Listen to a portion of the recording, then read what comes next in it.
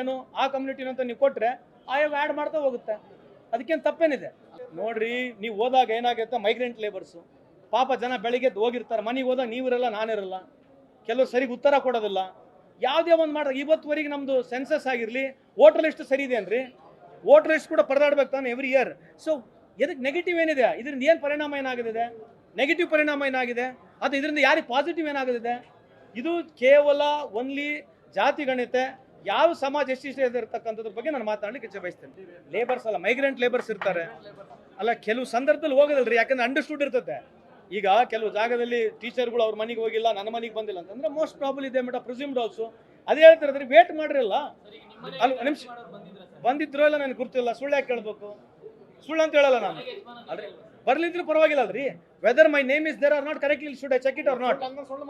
ಅಲ್ರಿ, ಸುಳ್ಳು ಮಾಹಿತಿ ಇದ್ರೆ ಅಂತ ಚೆಕ್ ಮಾಡ್ಬೇಕಲ್ವಾ? ಈಗ ವೋಟರ್ ಲಿಸ್ಟ್ ನಿಮ್ಮ ಹೆಸರು ಐತಿಲ್ಲ, ನೀವು ಯಾವಾಗ ಬಂದಿದ್ರು ನಿಮ್ಮ ಮನೆ ವೋಟರ್ ಲಿಸ್ಟ್ ಚೆಕ್ ಮಾಡಕ್ಕೆ? ನಿಮ್ಮ ಮನೆಗೆ ಪ್ರತಿ ಟೈಮ್ ಬರ್ತಾರೆ ವೋಟರ್ ಲಿಸ್ಟ್ ಚೆಕ್ ಮಾಡಕ್ಕೆ? Let me complete. ಇದೇ ತರ ಟೇಕ್ ಇಟ್ ಪಾಸಿಟಿವ್ ರೀ. ಸಿ, ವರದಿ ಬಂದಿಲ್ಲ, ವರದಿ ಯಾಕೆ ಬಂದಿಲ್ಲ ಅಂತ ಹೇಳ್ತೀರಿ, ವರದಿ ಬಂದ ತಕ್ಷಣ ನೂರಾರು ಪ್ರಶ್ನೆ ಕೇಳ್ತೀರಿ. First take it positively. Why are taking negatively? ಈಗ ನಿಮ್ಮ ಹೆಸರು ಆ ವರದಿಲಿ ಇಲ್ಲ ಅಂತ ಇಟ್ಕೊಳ್ಳಿ, ನೀವು ಹೇಳ್ರಿ ಸರ್ ನನ್ನ ಹೆಸರು ಬಿಟ್ಟು ಹೋಗಿದೆ ಹಾಕ್ರಿ ಅಂತ ಹೇಳ್ರಿ, ಹಾಕೊಡ್ತತೆ. ಯಾಕೆ? ಆ ಇರ್ತಕ್ಕಂಥ ಬ್ಯಾಕ್ವರ್ಡ್ ಕ್ಲಾಸ್ ಕಮಿಷನ್ ಎದಕ್ಕಿರೋದು? ನಾನು ಈ ಸಮಾಜದಲ್ಲಿ ಇದೀನಿ, ನಂದು ಹಾಕಿಲ್ಲ ಅಂತ ಹೇಳಿದ್ರೆ ಹಾಕೊಡುತ್ತೆ ಅದಕ್ಕೆ.